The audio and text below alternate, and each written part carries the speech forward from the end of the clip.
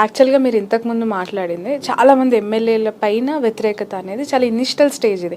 మనం మాట్లాడుతుంది just 1 year of governance గురించే మాట్లాడుతుంది. చాలా ఎర్లీ కూడా ఇది. యాక్చువల్గా గవర్నమెంట్ ఇప్పుడు దీన్ని సరి చేసుకునే అవకాశం వాళ్ళకి మీ రిచ్చే సర్వే రిపోర్ట్ ఆధారంగా ఒక వెసులుబాటే ఇది నిజం చెప్పాలి అని అంటే.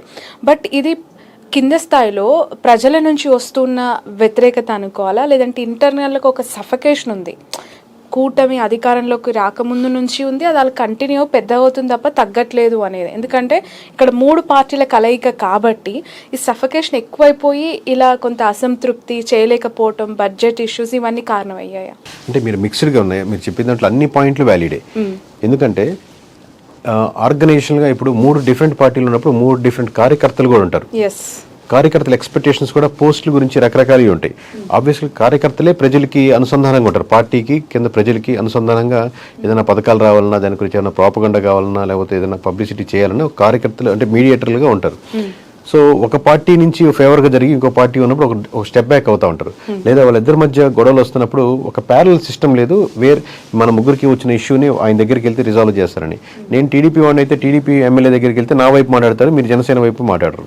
లేదు నేను జనసేన వాడిని అయితే జనసేన ఎమ్మెల్యే గారి దగ్గరికి వెళ్తే నా వైపు మాట్లాడతారు, మీ వైపు మాట్లాడరు. లేదా నేను బీజేపీ వాడిని అయితే బీజేపీ ఎమ్మెల్యే దగ్గరికి వెళ్తే నా వైపు మాట్లాడతారు, జనసేన వైపు మాట్లాడరు. సో అట్లా కూడా ఒక ప్యారల్ లైన్ వీళ్ళు ముగ్గురు అనుకొని మనం ప్రతి మండలంలోనూ లేదా ప్రతి నియోజకవర్గంలో ఇఫ్ ఎనీ ఇష్యూ ముందు వస్తే వీళ్ళు రిజాల్వ్ చేస్తారని సిస్టమ్ లేదు.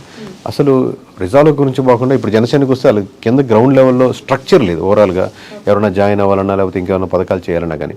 అట్ ది సేమ్ టైం దీంట్లో ఫస్ట్ టైం అనుకుంటే 88 మంది కొత్త మంది న్యూ ఫేసెస్ ఎమ్మెల్యేస్ ఉన్నారు.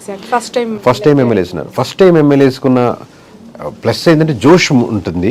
బట్ జోష్తో మీరు వచ్చేసరికి ఆల్రెడీ ప్రతి ఊర్లో ఒక 4 ఒక స్ట్రక్చర్లో ఉంటారు ఆల్రెడీ పార్టీ ఆల్రెడీ. ఎందుకంటే మీరు టీడీపీలో తీసుకుంటే 1982లో పార్టీ పెట్టి 83లో గెలిచింది కాబట్టి దాదాపుగా 43 సంవత్సరాల నుంచి ఇదే పార్టీలో రన్ అవుతుంటారు, లేదా 30-35 ఏళ్ళ నుంచి ఉన్నవారు ఉంటారు.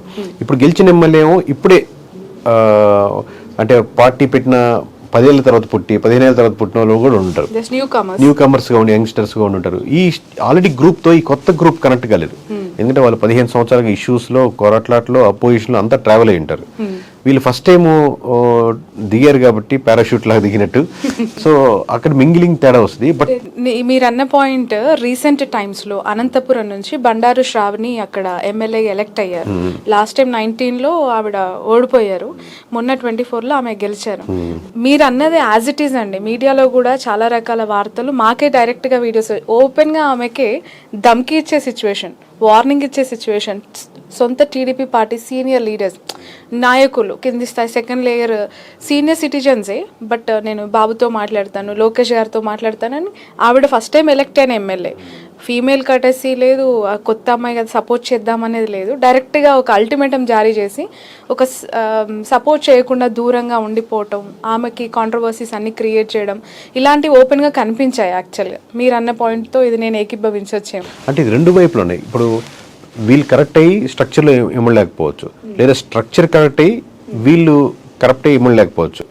అంటే కరప్ట్ ఎందుకు ఇమ్మలేరంటే కరప్షన్ కూడా ఒక ఎక్స్పీరియన్స్ చేసే వాళ్ళు ఒక స్ట్రాటజికల్గా చాప కింద నీరులాగా ఉంటుంది.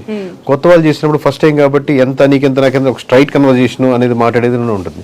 ఒకప్పుడు బ్యాక్లో జరిగేది ఫ్రంట్ ఎండ్కి వచ్చినప్పుడు ఇప్పుడున్నటువంటి సోషల్ మీడియాలో లేకపోతే వాట్సాప్లో ఎవరో ఒక పర్సనే 10 మందికి చెప్తా ఉంటారు కాబట్టి సెటిల్మెంట్ చాలా ఈజీగా నియోజకవర్గంలో తెలిసిపోతూ ఉన్నాయి. ప్రతి ఒక్క ఇష్యూ ఏముందో సెకండ్ పర్సన్ థర్డ్ పర్సన్ వాళ్ళు పెట్టుకున్నప్పటికీ కూడా ఆ ఇష్యూస్ ఓవర్గా డిస్కస్ చేసుకుంటారు. ఓవర్గా దట్ డజంట్ మీన్ దట్ ఈ ఓట్లన్నీ వైఎస్ఆర్సీపీకి వెళ్ళిపోవాలని కాదు. ఫస్ట్ ఇనిషియల్గా స్పేస్ ఏర్పడింది అనుకోండి, ఆ స్పేస్లో కొంత ఓట్ బ్యాంకింగ్ కోల్పోతూ ఉంటారు. కోల్పోయిన ఓట్ బ్యాంకింగ్ మళ్ళీ వైఎస్ఆర్సీపీ పుంజుకుంటుందా లేదని సెకండ్ క్వశ్చన్. బట్ ఎంత డిగ్రేడ్ అవుతుంది అనేది ఇప్పుడు ఎలక్షన్స్ టైంలో అంటే ఇంత డిగ్రేడ్ అవుతున్నప్పుడు ఆబ్వియస్గా షిఫ్ట్ అవుతుంది. లాస్ట్ టైం వైఎస్ఆర్సీపీ నుంచి అగెన్స్ట్గా ఉన్న ఓట్ బ్యాంకింగ్ ఎలక్షన్ టైం కాబట్టి ఆబ్వియస్గా కూటమి వైపు షిఫ్ట్ అయింది. వాళ్ళు ప్లాన్ చేసుకున్నారు అటు డివేట్ కాకుండా ఒక దగ్గరే పెట్టుకుందామని. ఇప్పుడు కూటమి నుంచి డిగ్రేడ్ అవుతా ఉంటే ఎలక్షన్స్ టైంకి ఆబ్వియస్లీ అది వైఎస్ఆర్సీపీకి అడ్వాంటేజ్ అవుతుంది.